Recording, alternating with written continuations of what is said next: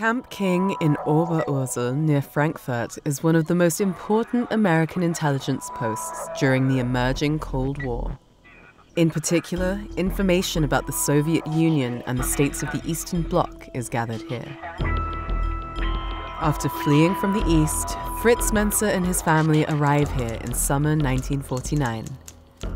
As a former Wehrmacht cryptologist, Menzer is an important source. Top secret description of Colonel Fritz Menzer. Here. This report, Fritz Menzer describes at some length the history of his contacts with American and Soviet authorities. The report will be of particular interest. The Americans said, we want to know, but we also want to prevent the Russians from knowing. They needed the people, but at the same time they sought to secure them. There was this Operation Paperclip. In other words, the people were given a new identity to some degree. Didn't your father also have one? When we first came to House Ohio, we also lived under a cover name. This must be the path you used to take. The house where you lived is up there at the end. Yes, there were wooden huts here, and in the evenings the girls often stood there.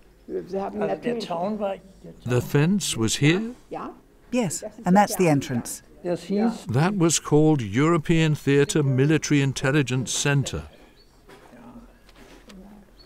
Your father was here and was being interrogated with the goal of taking him to the US. I don't know whether my father was interviewed daily. I have no idea. No idea. And I never asked him, what are they asking you? Or what are you doing there? Which building do you go to? Because I only knew the huts along this path. The path from the bakery into the woods.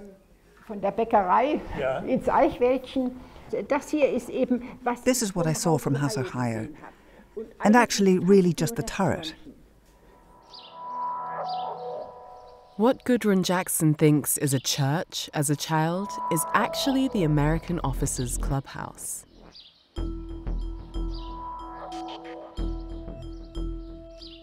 She is barely 10 years old when they live on the edge of Camp King, but she still vividly remembers the family the Menzers shared the house with.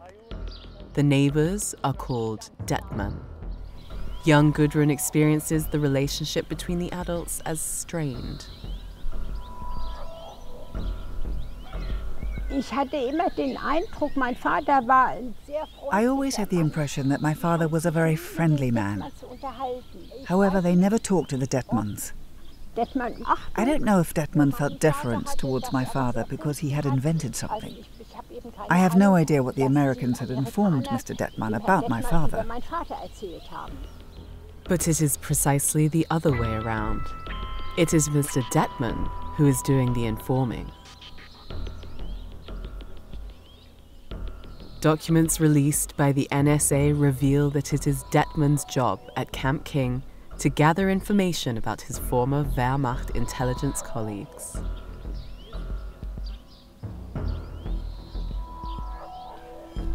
Career? Now, this is der Detman. That's Detman, since June occupied at US headquarters European Intelligence Center.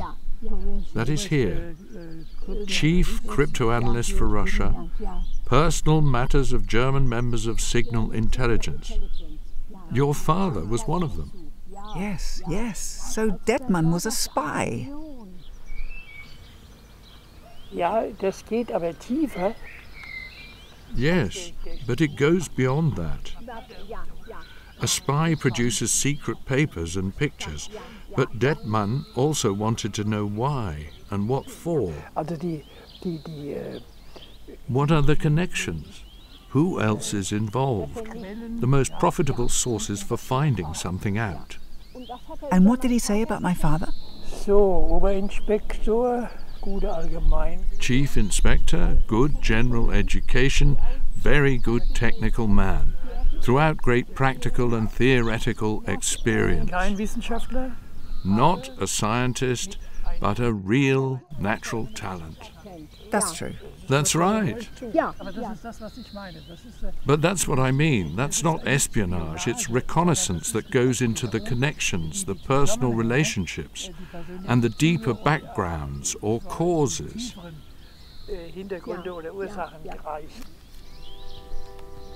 The information gathered by Mr. Detman is part of a more extensive operation codenamed Dwindle.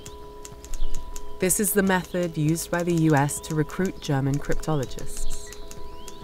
As early as 1947, here in Camp King, ex-Wehrmacht cryptologists have begun setting up the future Central Encryption Office of the Federal Republic of Germany under the codename Society for Scientific Work. Fritz Menzer is not directly involved, but his inventions are.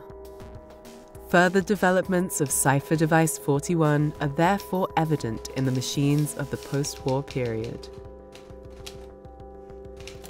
Those machines, developed by ex-Wehrmacht cryptologists, along with Boris Hagelin's cryptography firm Crypto AG and German inventor Rudolf Hell, dominate the post-war market for many years.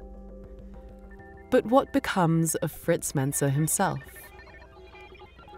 Several documents relating to Fritz Menzer and his inventions are still kept secret in American and Russian archives. From the documents released so far, it can be deducted that Menzer is supposed to go to the US as a crypto expert, as part of the now famous Operation Paperclip. With the family's suitcases already packed, this initiative fails due to political objections in Washington and Menzer's own exaggerated demands, as documents reveal. Menzer and his family subsequently leave Camp King. The US authorities arrange a civilian job for Menzer at a punch card company in Frankfurt. During the 1950s, the GDR also tries to acquire Menzer's services. One of his brothers, recruited by the Stasi as an informer, travels to the West for that purpose. But Menzer rejects the offer. He wouldn't return to the East for all the money in the world. According to Stasi documents, Menzer then considers working for the newly created punch card office of the Federal German Army, the Bundeswehr. However, Menzer obviously decides not to take that job. Instead, in 1953, he becomes head of the punch card office of the Federal Debt Administration in Bad Homburg, near Frankfurt.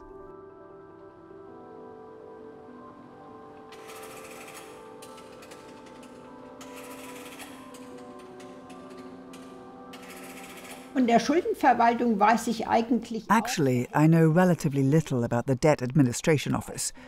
I only know that I often went there. My father was always very happy to see me, and his staff always greeted me cheerfully.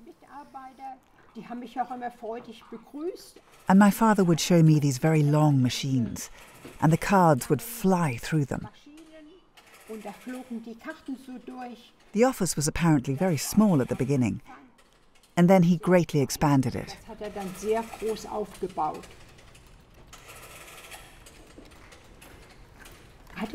By the end, it had 350 employees, so he was very well known in Bad Homburg in the end. Very well known. After years of uncertainty and working in secret, Fritz Menzer becomes a respected official with the Federal Debt Administration. There are few contemporary witnesses still alive who worked with Fritz Menzer in the early days of the Federal Debt Administration Office. On the outskirts of Bad Homburg, we meet the Zimmermann family.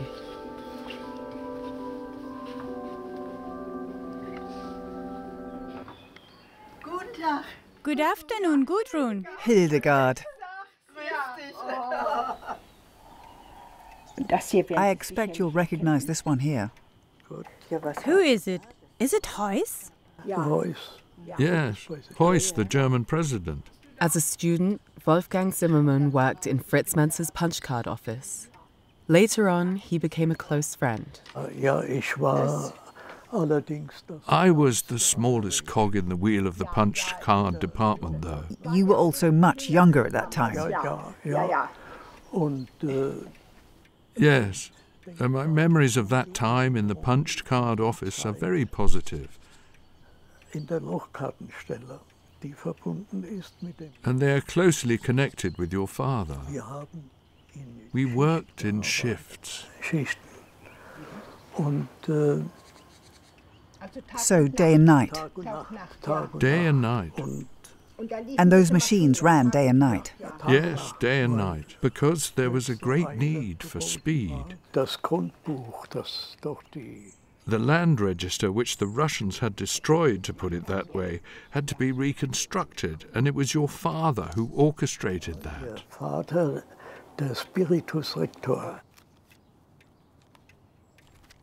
In 1973, Fritz Menzer is awarded the Federal Order of Merit for his work. However, the real reason for that is not publicly known for a long time. Have you ever seen this? It's his Order of Merit. I didn't know he'd received the Order of Merit. Nor did anyone among my acquaintance know that. It was probably just handed over to him. And I've never even seen what's written in this document. Mr. Menzer has earned this Order of Merit through his personal commitment, particularly in the difficult times of post-war reconstruction. When the Federal Debt Administration was faced with new tasks under the London Debt Agreement, he set up the punched card office with alacrity and under considerable time pressure.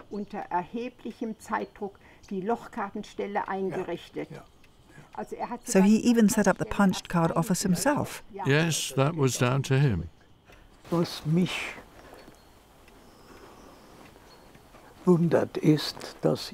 What surprises me is that your father only became a senior government councillor. Compared to what he achieved, what he was capable of and what he accomplished, that's far too little. Far too little. My father was not a show-off. Be modest in speech, but excel in action. That was his motto. Yes, that's right. Certainly modesty is part of the story. But perhaps Fritz Menzer is not yet done with the world of secret services and cryptology. An answer to this question might be provided if we look into his second office. For many years, he is also in charge of data processing at a branch office of the Federal Debt Administration in West Berlin. His office is located on the expansive grounds of Tempelhof Airport. At that time, the headquarters of the US Army and a listening station of the NSA are also located there.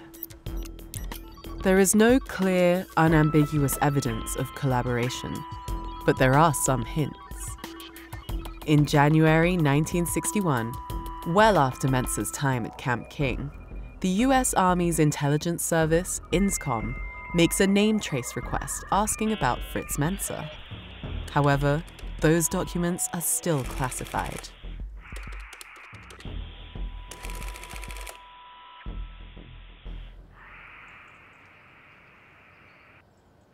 Gudrun Jackson never discussed cryptology with her father during his lifetime. She only learned about his secret inventions and his true wartime activities in 2017, 12 years after his death.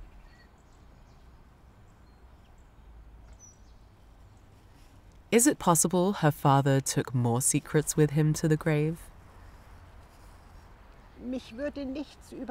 Nothing would surprise me anymore, because so many things have already been a big surprise for me. Perhaps it also seems like lying in a way, but I accept that. That's just the way it was. My father and my mother, I'd like to be able to hug them again.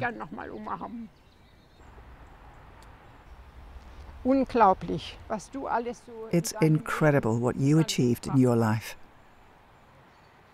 The people who learn about it will be wide-eyed in amazement.